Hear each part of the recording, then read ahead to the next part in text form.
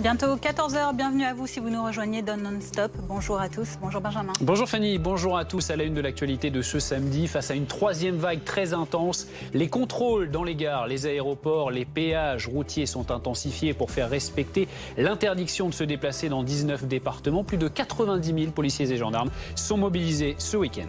Matignon le reconnaît, une course contre la montre est désormais engagée face à une troisième vague de l'épidémie de Covid en France. De nouvelles mesures encore plus strictes pourraient être annoncées par Emmanuel Macron ces prochains jours. Certains soignants craignent de leur côté de devoir bientôt faire des tris entre patients à l'hôpital.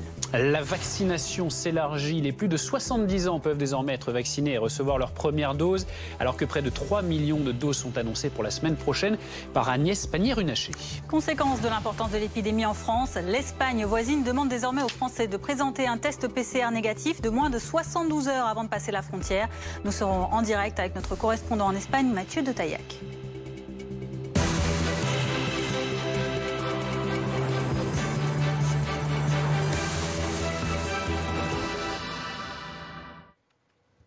Le Covid, avant d'évoquer la situation épidémique extrêmement tendue. D'abord, ces images. Regardez, ça se passe en plein Paris. Cet après-midi, le monde de la culture a choisi de se mobiliser ce samedi alors que les salles de cinéma, de théâtre, de concert, vous le savez, sont toujours fermées. Lisa Adef, vous êtes devant le théâtre de l'Odéon qui est occupé depuis le début du mois de mars. Et Lisa, les occupants ont décidé d'organiser un concert pour alerter sur leur situation.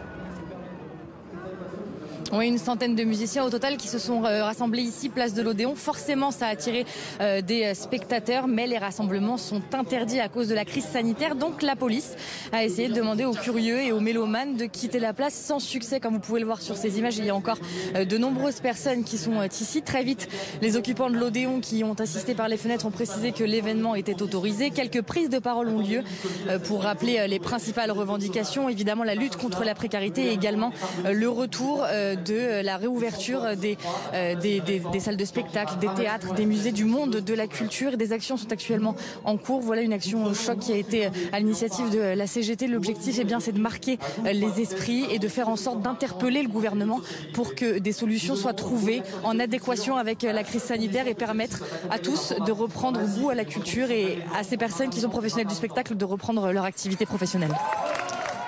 Merci beaucoup Lisa Adef, donc en direct devant l'Odéon à Paris avec Juan Palencia pour cette manifestation autorisée devant l'Odéon de ce monde du spectacle. Et face à la troisième vague de l'épidémie de Covid, une course contre la montre est engagée, c'est ce qu'a reconnu hier Matignon. Les nouvelles mesures semblent ne pas encore avoir d'impact. Parmi elles, vous le savez, le gouvernement encourage les Français à être au maximum dehors avec une limitation à 6 personnes. Antoine Forestier, vous êtes-vous sur les quais de Seine à Paris, du côté du canal Saint-Martin, avec le beau temps, difficile, on l'imagine, de respecter les gestes barrières ou pas ? Eh bien pour l'instant, ça se passe plutôt bien ici sur les quais de Seine. On est juste devant le pont Neuf, puisqu'il n'y a pas encore trop d'affluence cet après-midi. Il faut dire qu'il fait beau seulement par intermittence. Le soleil se cache quand même derrière les nuages et il fera 13 degrés maximum cet après-midi à Paris. Mais de ce que l'on peut constater depuis notre arrivée ici, tout le monde porte bien le masque. On ne voit pas de groupe de plus de 6 personnes et il y a quand même une certaine distanciation sociale. Ce qui est marquant, c'est la présence des gendarmes qui sont quand même assez nombreux cet après-midi. On a annoncé, c'est vrai, le ministre de l'Intérieur a annoncé des renforts ce week-end pour faire des contrôles et c'est très visible ici sur les quais de Seine. Et si on se fie à ce qui s'est passé les semaines précédentes, ils n'hésiteront pas à intervenir s'ils considèrent que les distanciations ne sont plus respectées. Pour cela, ils se basent sur plusieurs articles, notamment un décret qui date du 30 octobre sur lequel il est écrit qu'il faut porter le masque, on ne doit pas être plus de 6 personnes à l'extérieur, qu'il faut une distanciation de plus d'1 mètre entre chaque groupe. Et il se fie également à un arrêté qui lui concerne uniquement Paris et concerne la consommation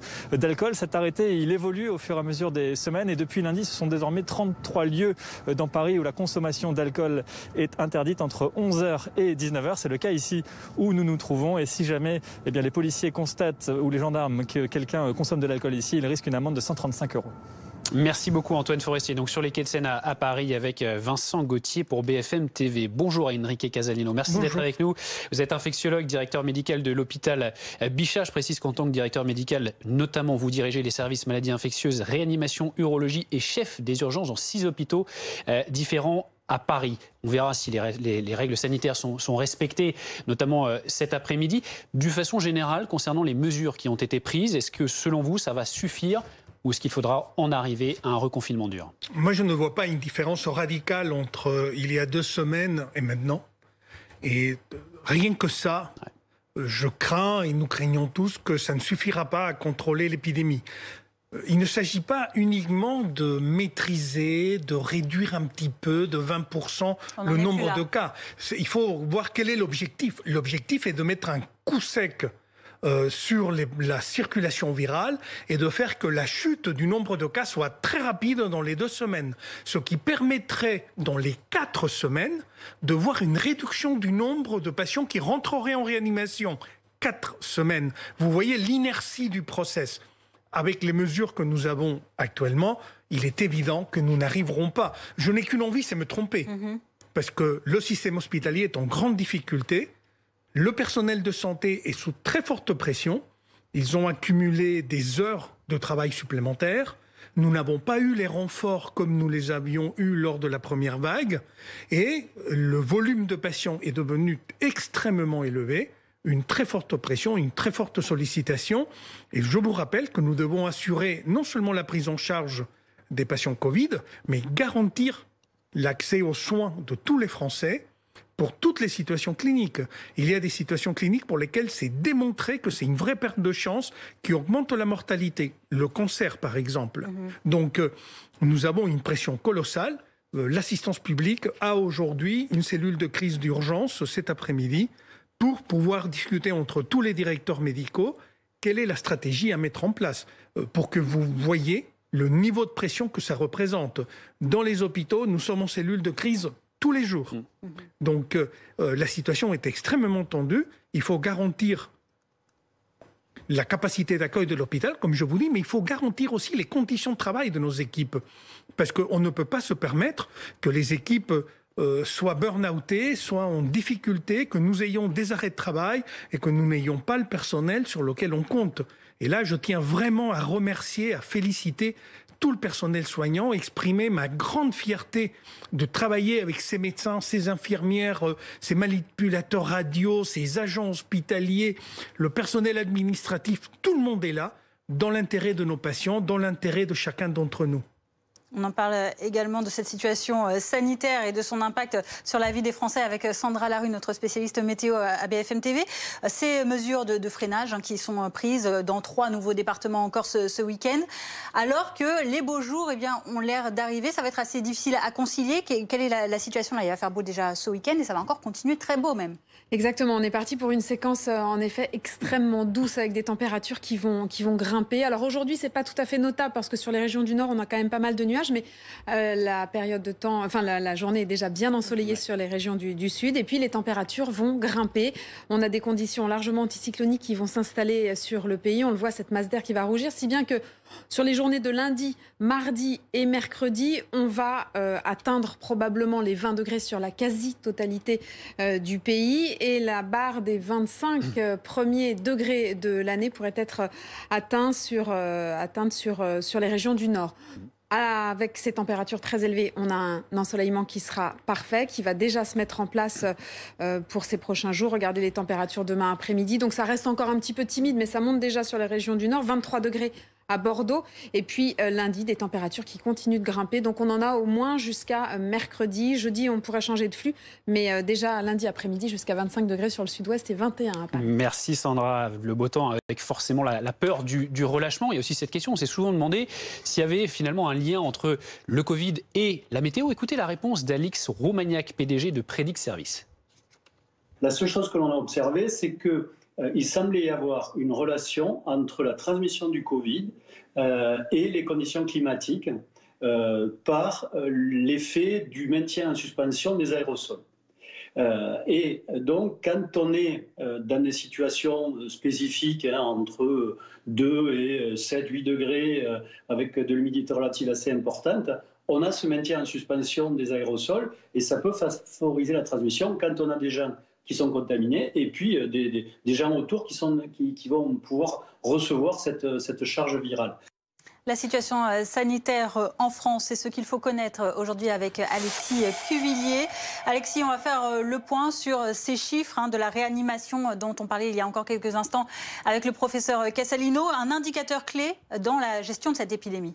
En France, hier, il y avait 4 766 patients Covid en réanimation, un nombre qui augmente sans cesse depuis le mois de janvier. Le pic de la deuxième vague de l'épidémie atteint le 16 novembre dernier se rapproche. Celui de la première vague, lui, reste assez éloigné. 7019 malades le 8 avril 2020. Une saturation qui avait entraîné une réorganisation majeure de tout notre système hospitalier. Lorsque l'on regarde région par région, Alexis, c'est dans les Hauts-de-France que la situation est particulièrement critique cette année. Oui, les Hauts-de-France, seule région de France où les deux pics ont été battus, les deux pics des deux premières vagues, tous les deux dépassés. Il y a d'autres régions où cette vague de novembre, ce pic de novembre a été dépassé. La Normandie, le Grand Est, en région PACA, il est pratiquement équivalent. Ou encore, il y a la situation de l'Île-de-France où les soignants s'alarment d'un possible rapprochement avec le pic d'avril 2020. Écoutez Mathias Vargon, le chef des urgences de l'hôpital de La Fontaine de Saint-Denis. Il était particulièrement inquiet tout à l'heure sur notre antenne. Si ça continue comme ça, si les prévisions sont justes, on va à un moment, et il va falloir le dire, trier nos patients. Trier. Et il ne faudra pas venir me voir en me disant, parce qu'on a eu ça, vous triez pas. Là, on va trier. Et on ne va pas trier du vieux. Parce qu'on le voit, les patients âgés, les patients d'EHPAD, ils sont soit morts, soit ils ont été malades et s'en sont sortis, soit ils sont vaccinés. Ce qu'on va trier, c'est des gens plus jeunes. Et sur comment va se faire le tri, il se fera sur l'espérance de vie. Donc moi, je ne souhaite pas arriver au tri. Ça s'appelle de la médecine de catastrophe. C'est ce qu'on fait quand vous avez un attentat ou une guerre. Vous triez, c'est-à-dire ceux qui vont mourir très probablement, vous les mettez de côté et vous leur donnez de la morphine. Ça s'appelle la médecine de catastrophe. Nous, on ne veut pas arriver à la médecine de catastrophe, c'est-à-dire trier des patients, les urgentistes, les réanimateurs, décider que celui-là, il ira pas en réa, celui-là, il ira même pas en salle, il restera dans un coin de couloir aux urgences. Et puis on lui mettra de l'oxygène et on croisera les doigts. Voilà. Voilà pour ce témoignage sur la tension hospitalière très forte. Mais Alexis, certaines régions ont encore un peu de marge. Oui, vous vous souvenez de la situation en Auvergne-Rhône-Alpes en novembre dernier, c'était l'épicentre de cette deuxième vague. Il y a aujourd'hui 2 fois moins de malades qu'en novembre dans les services de réanimation de la région Auvergne-Rhône-Alpes. En Bourgogne-Franche-Comté, la tension hospitalière est aussi moins forte que lors des premières vagues. Mais malgré tout, les pourcentages d'occupation ne sont pas très bons. Des mesures de freinage ont d'ailleurs été prises cette semaine dans la Nièvre et le Rhône, 2 départements qui se trouvent dans ces 2 régions. Comme l'année dernière, toute la façade ouest du pays semble pour l'instant moins touchée. Mais attention, car l'évolution de l'épidémie inquiète les autorités sanitaires sur l'intégralité du territoire. Merci beaucoup Alexis Cuvillier pour toutes ces précisions. Professeur Casalino, est-ce qu'on est au même niveau que lors de la première vague selon vous? Je me permettrai de faire 2 commentaires. Le premier, c'est il ne faut pas dire que la tension est moindre. Parce qu'il y a entre 30, 50 ou 60% de patients Covid en réanimation. La réanimation a en permanence 100% de ses lits occupés. Quand on dit qu'il y a 60 ou 70% de patients Covid, ça veut dire qu'on doit faire 100% de l'ancienne activité dans seulement 40% des lits restants. Et donc, ça veut dire que nous avons déjà quasiment augmenté par 2 les capacités d'accueil de patients de réanimation dans ces régions. Donc, même les régions qu'aujourd'hui nous considérons comme en situation pas difficile, elles sont extrêmement tendues et avec des difficultés pour accueillir des patients Covid ou non Covid. Deuxième élément, la poussée épidémique liée aux nouveaux variants explique qu'il y a plus de cas, plus de transmission, plus de formes graves et plus de formes graves chez les jeunes. Et que même des régions qui, il y a 3 ou 4 semaines, semblaient relativement épargnées, très rapidement, en 3 ou 4 semaines, la situation a explosé et ils commencent à se trouver en difficulté lorsqu'ils sont à 30, 40, 50% de leurs lits occupés par des patients Covid. Donc, dans la moitié des lits, on doit faire le 100% du travail habituel. Pour cela, il faut déprogrammer de la chirurgie, il faut déprogrammer de la médecine, il faut réorienter le personnel vers des nouveaux secteurs d'activité. Moi, je ne connais pas une entreprise publique ni privée qui serait capable de réorganiser ses organisations et de demander aux gens de faire des choses complètement différentes de ce qu'elles font habituellement, et ça, du jour au lendemain, du matin à l'après-midi. Donc, cette capacité de réponse du système hospitalier, on doit la saluer, mais il ne suffit pas de la saluer. On ne doit pas non plus pousser à l'extrême la tension sur les équipes de soins au point de les démotiver, les fatiguer. Je suis directeur médical, j'ai signé pour 9 ou 10 millions d'euros de plages additionnelles chez le personnel. Ça veut dire que nos personnels, l'année dernière, ont fait des heures supplémentaires colossales. Ils ont fait un travail de 40 et quelques, 50, 60 heures par semaine. Autrement, on n'aurait pas tenu. Donc aujourd'hui, la perspective de faire ça pendant des semaines et pendant des mois, au titre il fait beau, au titre de il fait beau, et les gens ont envie de sortir, ce n'est pas quelque chose d'engageant, ça ne paraît pas quelque chose de cohérent avec l'effort qu'ils sont en train d'apporter. On va voir la situation à présent dans les écoles, puisqu'un nouveau protocole sanitaire y a été annoncé hier. Dès ce lundi, dans les 19 départements qui sont concernés, dès qu'un seul cas sera constaté, c'est l'ensemble d'une classe qui sera fermée, au lieu de 3 cas auparavant. Ce matin, la secrétaire d'État chargée à l'éducation prioritaire est revenue sur ce nouveau protocole sanitaire. Il y aura plus de fermetures de classes la semaine prochaine parce que nous resserrons le protocole dans les classes. Aujourd'hui, le protocole est le suivant. Dès lors qu'il y a 3 cas de variants historiques ou de variants britanniques dans une classe, on ferme la classe. Dès lors qu'il y a 1 cas de variant sud-africain ou brésilien, on ferme la classe. À partir de lundi matin, dans ces 19 départements, dès lors qu'il y aura 1 cas de contamination dans une classe, il y aura donc une fermeture de classe. Par conséquent, je peux revenir la semaine prochaine et vous me direz, mais ça explose, il y a beaucoup plus de fermetures de classe. Oui, je vous le confirme.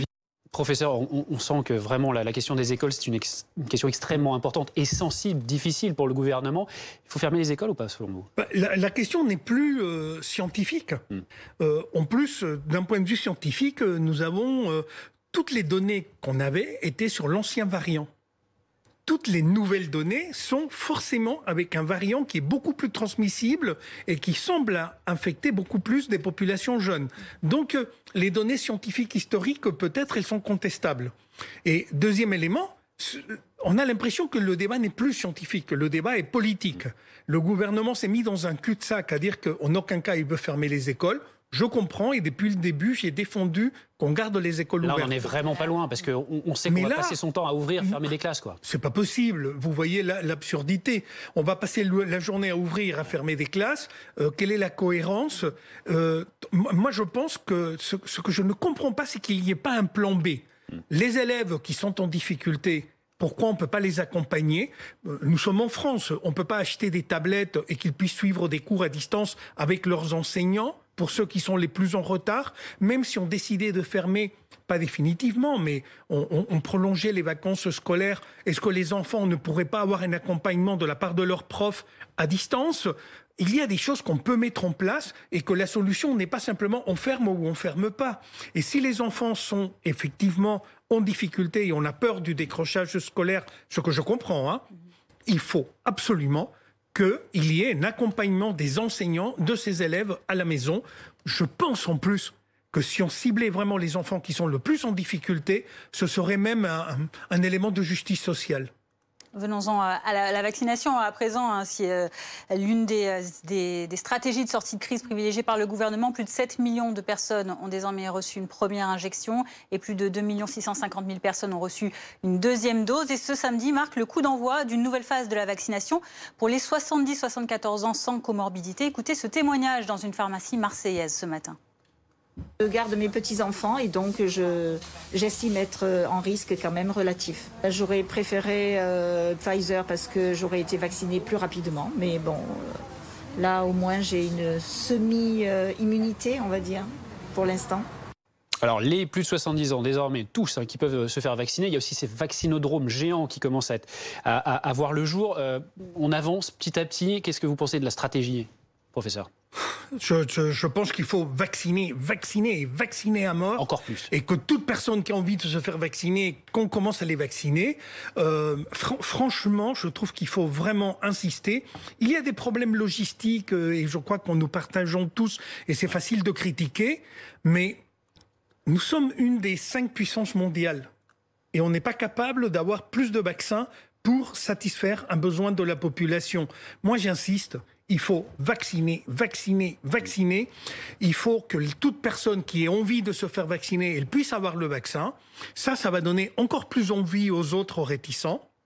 Parce que c'est comme ça la nature humaine. Dès qu'on voit que les autres l'ont et nous on l'a pas, ils vont aller chercher.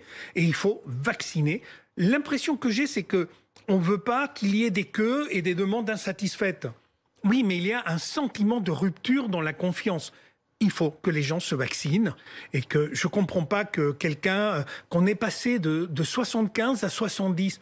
Pourquoi pas 65? Au moins, ça aurait ouvert davantage l'ouverture pour les personnes. Je trouve que ça reste quand même timoré. Il faut être beaucoup plus volontariste. Face à cette situation très tendue en France, maintenant, on parle de l'Espagne, voisine de la France, qui, elle, a décidé de prendre des mesures pour passer sa frontière. Mathieu de Taillac, vous êtes notre correspondant à Madrid. Un test PCR négatif de moins de 72 heures sera désormais exigé pour toute personne qui passe la frontière terrestre française pour se rendre en Espagne. Oui, disons que le privilège de ceux qui arrivent par la route ou par le train est terminé. À partir de mardi prochain, il va falloir présenter, comme les autres, effectivement, ce PCR de moins de 72 heures. Cette obligation était déjà en vigueur depuis fin novembre pour les Français qui arrivaient en Espagne en avion. Le résultat de leur test négatif était régulièrement contrôlé dans les aéroports. On ne savait pas bien pourquoi, mais les automobilistes et les passagers des trains en étaient dispensés, probablement parce que tout simplement il est plus difficile de contrôler tous les postes frontaliers. Et on sait que les Français sont nombreux à se rendre en Espagne en voiture. C'est bien simple. Selon l'Institut national des statistiques, l'équivalent de l'INSEE, les régions frontalières sont les plus visitées par les Français. C'est la Catalogne, c'est le Pays Basque surtout. Ça vient largement devant Madrid, malgré toutes les informations qui circulent. Madrid n'est que la 7e destination des Français qui vont en Espagne, donc la plupart viennent en voiture. Quoi qu'il en soit, le privilège des Français qui provenaient de la voiture est terminé, sauf pour les routiers et les travailleurs transfrontaliers qui sont encore dispensés du PCR. Alors cette mesure intervient quand les contagions commencent à remonter doucement en Espagne, avec 7500 cas au cours des dernières 24 heures. L'Espagne reste tout de même pas loin de 6 fois moins touchée que la France.